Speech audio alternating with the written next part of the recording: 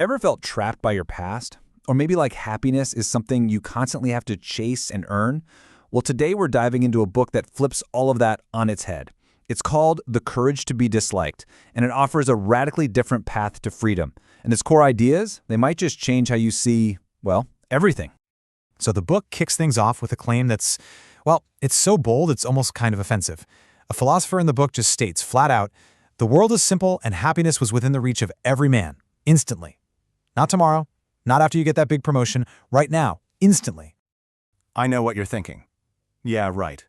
And if you are rolling your eyes, you're in good company. The entire book is basically one long debate between that philosopher and a young, skeptical guy who thinks just like us, that life is obviously a complicated, chaotic mess. So where is all this coming from? Well, this whole radical path to happiness, it's rooted in the psychology of a guy named Alfred Adler. Now, you've heard of Freud and you've heard of Jung, right? They're the big two. Adler was right there with them, a third giant. But his ideas were so out there, so different, they kind of got forgotten, until now. This book dusts off his century-old wisdom, and you'll see it feels incredibly relevant today. Okay, here's the first big, mind-bending idea from Adler. He says the world isn't inherently complex or difficult. We make it that way. Get this, the issue isn't what happens to you. The issue is the story you tell yourself about what happens to you. You're the one who assigns the meaning, and that meaning literally creates your world. And the way the book unpacks this is just brilliant. It's not some dry academic textbook, it's a conversation, a back-and-forth dialogue. We get to hear all of our own doubts and our own questions voiced by this youth character, which makes these huge philosophical ideas feel incredibly down-to-earth and personal. All right, for this next part, you might want to brace yourself. The first big idea we're going to tackle completely rejects the way we normally think about trauma. Let's dig in. This slide shows this massive clash of ideas. Over on the left, you've got Freud and what's called etiology, basically the psychology of cause and effect. It says your past trauma causes your present problems. You're defined by it. You're basically stuck. But then, look at the right. That's Adler's teleology. That's the psychology of purpose. It says your past doesn't define a thing. Instead, you are actively using past experiences to justify a goal you have right now. And Adler himself said it best. We do not suffer from the shock of our experiences, but instead, we make out of them whatever suits our purposes. This completely flips the script. You're no longer a victim of your past. You're the one who's actively using it as a tool, a justification, for something you want to achieve or avoid in the present. Okay, so this all rolls up into one really important Adlerian idea, lifestyle. And forget about fashion or cars. In Adler's world, your lifestyle is your fundamental personality, your worldview. It's the lens through which you see everything. And here's the kicker. Adler says that at some point, probably around age 10, you unconsciously chose it, which, if you think about it, is incredible news, because it means you have the power to choose again. So, if we're choosing our lifestyle, what about our emotions? Are they just these random forces that hijack our brains and make us do things? Adler would say absolutely not. Let's bust that myth next.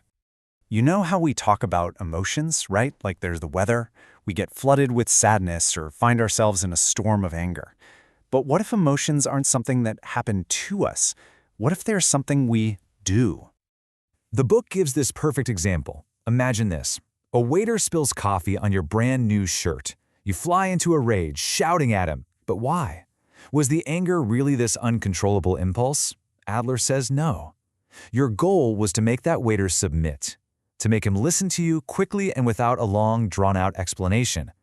So you fabricated the emotion of anger because it was the most efficient tool for the job. You didn't have to shout, you chose to. So anger becomes this tool you can just pull out of your toolbox when you need it. The book gives another great example. A mother is screaming at her daughter, absolutely furious. The phone rings. She picks it up and, in a perfectly sweet and polite voice, says, "Hello." As soon as she hangs up, bam, the rage is back on. That anger wasn't an uncontrollable flood. It was a performance she could turn on and off to achieve her goal of controlling her daughter. Okay, this next part, this brings us to what is maybe Adler's biggest, most profound, and most challenging claim of all. It's about the real source of all our suffering. Let that one sink in for a second. All problems are interpersonal relationship problems. Think about whatever you're worried about right now. your stress about work, your feelings of inadequacy, your sadness. Adler claims that if you dig down deep enough, if you trace any of those feelings back to their absolute source, you will always, always find another person. You'll find an interpersonal relationship.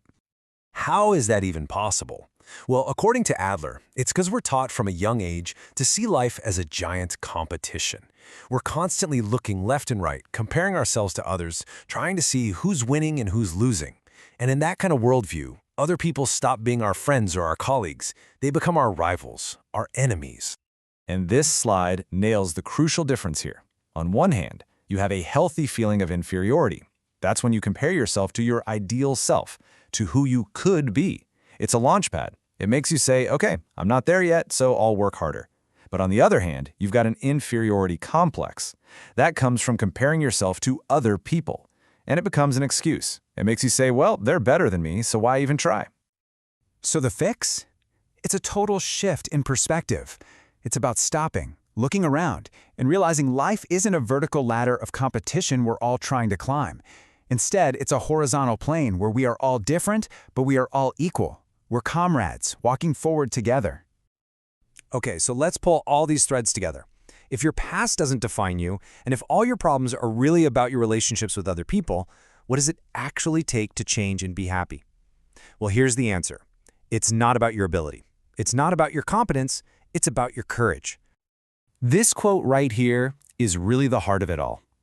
We get so obsessed with what we're born with, our genetics, our upbringing, the hand we're dealt.